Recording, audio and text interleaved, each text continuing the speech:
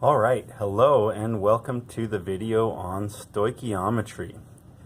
So, stoichiometry is just reaction calculations, dealing with quantities in chemical reactions. And you can deal with quantities in a lot of different states. You could deal with a solid, like a powder or something that you could weigh on a balance, or you could deal with a gas, for example, or you could deal with a solution that contains the reactants that you're interested in. So you couldn't really weigh the solution because the majority of the weight would be the solvent, but your reactant, the solute, would be part of that mixture overall. A gas, it could be a mixture of gases again, or it could be a pure gas, but you can't just set it on a balance. So that's what we want to talk about today, is how you deal with reaction quantities if it's not really just something you can put on a balance. So if you Google stoichiometry map or mole map or anything like that, you'll get a ton of different pictures that look something like this that are trying to tell you how to deal with this situation. Or like this. Or my personal favorite, this, which, believe it or not, is a real tattoo of a chemistry lecturer at UC Santa Cruz. So obviously this is something that's important. Any of these are good. You're welcome to Google that and see which one you like best. But I'm going to draw one out right now, trying to explain what these all represent. So here's the idea. That what we've learned already is if you start with grams of some reactant, and this is for some generic reaction, A is turning into B. So some chemical A is turning into some chemical B. So if we start out with grams of chemical A, then what you need to do first is convert that into moles of A. And to do that, we use the molar mass. So if we start out with grams of A, we can convert it into moles of A using the molar mass, because that's how we convert from grams to moles. We can then use the mole ratio from the chemical equation to convert into moles of chemical B. So we could use, if it's like 1:2 ratio or 2:3 ratio, whatever it is, we could use that mole ratio to convert from moles of A to moles of B. And then from moles of B, we could convert back to grams of B using B's molar mass. And that's basic, what we call solid phase stoichiometry, because it's a pure solid. You can just weigh it out in grams at the beginning, weigh it out in grams at the end. So that's really what we've learned so far. But what if it was in a solution, or what if it was a gas? Well, that's what the maps try to tell you, or try to show you, is what to do with it. And it all still has to go through this mole ratio conversion, because that's all that can tell us the relationship between chemical A and chemical B in this chemical reaction. So if it's a solution, you're generally starting out with a volume of solution. So something's dissolved in water, say it's silver nitrate dissolved in water. You're going to know the volume of that solution. How much of that solution do you have? And then you would convert to moles from there. To do that, we use what's called the molarity. Molarity is the moles to liters ratio, the moles of chemical A in liters of the solution. So that takes a volume, usually in liters, to convert into moles. Now we have moles, we can do the mole ratio. And if all you wanted was moles of the thing it reacted with, or grams of the thing it reacted with, you could use this existing pathway. But if you wanted to know the volume of something it reacted with, or something, a product that was formed, you could convert back to a volume of chemical B, again, using the molarity of chemical B. So that's what we'd call a solution phase stoichiometry pathway, where you'd start out as a solution, convert into moles, use the mole ratio, then convert back to volume of a solution. Last, we want to talk about how you deal with gases. So if you have a gas over here, usually we know things about the gas. We might know the pressure, the volume, or the temperature. So if you know those things about a gas, then you can use the ideal gas law, N equals PV over RT, to solve for the number of moles and convert into moles. Then again, use the mole ratio. And if you wanted to know something like the pressure, volume, or temperature of a gas on the way out, you could again use the ideal gas law. and solve for whichever one you want. Now you would know the moles of B, so you'd plug in the number of moles, and you might solve for the pressure of the gas or the volume of the gas on the way out. That's basically it. That's a basic idea of how we're going to deal with stoichiometry, whether it's a solution, so this would be volume of a solution, or whether it's a solid or liquid that's pure, something that we can put on a balance and weigh the chemical itself, or if it's a gas. All right, so let's do some examples of how you could deal with this. So let's start out with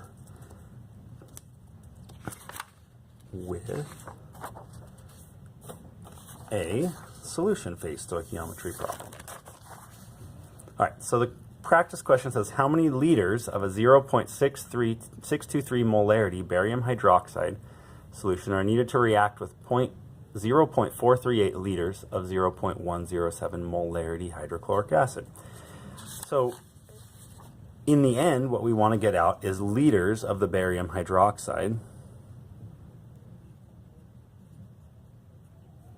And what we want to start with is liters of the hydrochloric acid solution.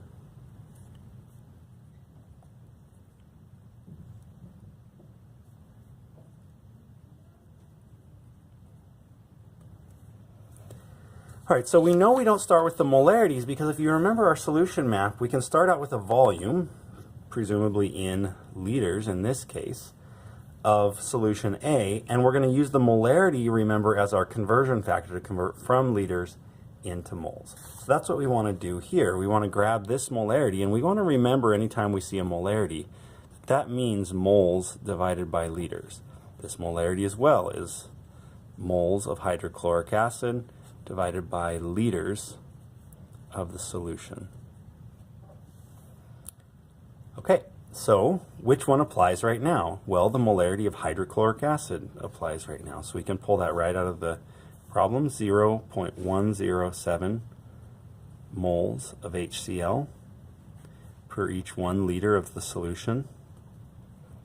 Now that we've converted into moles, we can use the mole ratio from the equation, and that says it's 2 moles to 1 mole, so 2 moles of HCl react with 1 mole of the barium hydroxide. And last, we want to convert back from moles of barium hydroxide to liters of barium hydroxide, so we just need this molarity up here. So it's 0.0623 moles of the barium hydroxide per each 1 liter. And that's what it says, 0.0623 moles per each liter. And if we plug that all in to our calculator, that should give us the liters of the barium hydroxide solution, which is 0.376 liters of the barium hydroxide solution that react with 0.438 liters of the HCl solution. So there you have it, a solution phase stoichiometry problem. We started out with the volume of solution A. We used the molarity to convert to moles.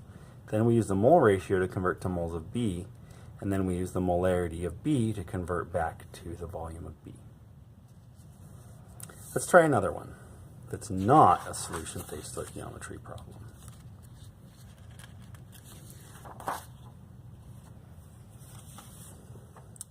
So this one, we would call it gas phase stoichiometry problem because it's asking us about a gas.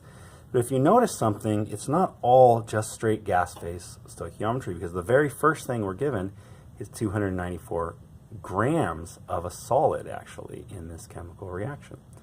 So let's make sure that we're following the pathway correctly. And to do that, we'll first sort out our information.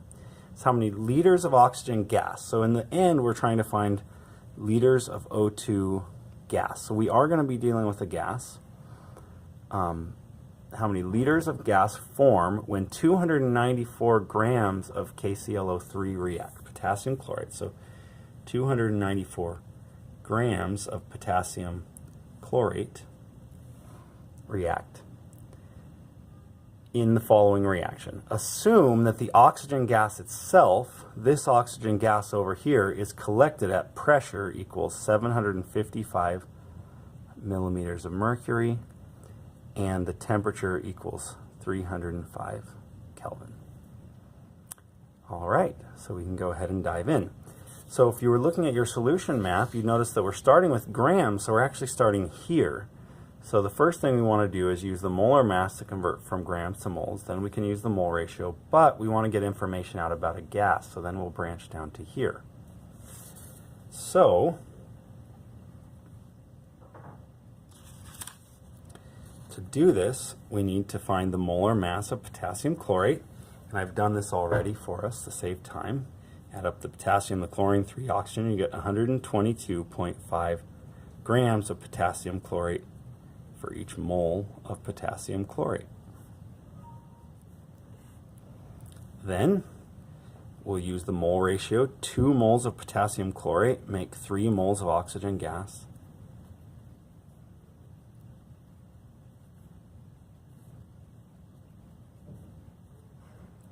And now, unfortunately, we followed this pathway here. We've converted from grams to moles, used the mole to mole ratio, but now I have to use an equation. I just can't plug in one value into my conversion problem. So I'm going to go ahead and get the intermediate answer, calculate the number of moles of oxygen that are generated, and that should be 3.60 moles of oxygen. And that's N in the ideal gas law. So now I need to switch and use the ideal gas law. I'm solving for volume, so PV equals nRT. I'm going to rearrange this equation, divide by P on both sides. V, volume of oxygen, is equal to nRT over P. And now I just need to plug those things in. So like usual, we'll go ahead and list the values. We have a pressure of 755 millimeters of mercury, a temperature of 305 Kelvin. We have a volume is what we're trying to find. We know R is 0.08206 liter atmospheres per mole Kelvin. And we have the number of moles as 3.60 moles of oxygen. So we know everything we need to know. Now let's check units. Moles is of course good, kelvins is good, but millimeters mercury is not atmospheres. So you have 2 choices here. There is actually another version of R that you could look up that includes millimeters mercury or torr. But what I'm going to do is I'm just going to go ahead and convert millimeters mercury to atmospheres. So 755 millimeters mercury, there are 760 millimeters of mercury in each 1 atmosphere. So plug that in your calculator, you'll get 0.99342 atmospheres. And now I have all the units I need. I've got atmospheres, Kelvin, moles to plug into the equation. So I can come back up here and plug them in. The number of moles is 0.360. Oops, I lied about that. And I need more space, so let's actually bring this down here.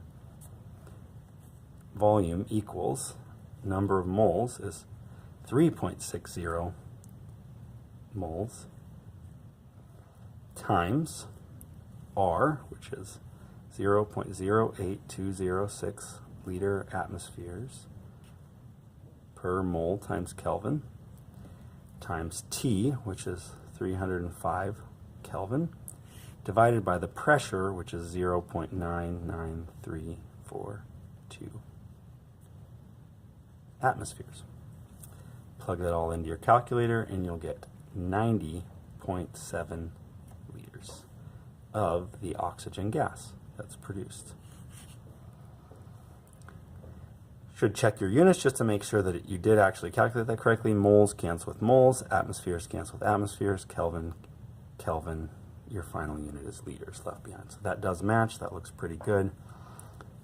Track what we did here again. We started with grams, we converted to moles, we used the mole ratio in the chemical equation, then We kicked it out, got the moles, plugged it into the ideal gas law to solve for the volume of oxygen gas.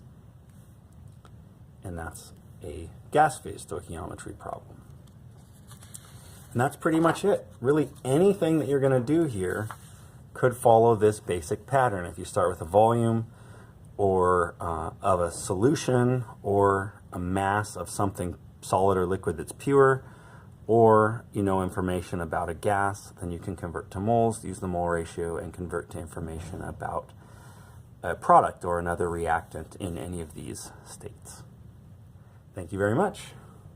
See you next video.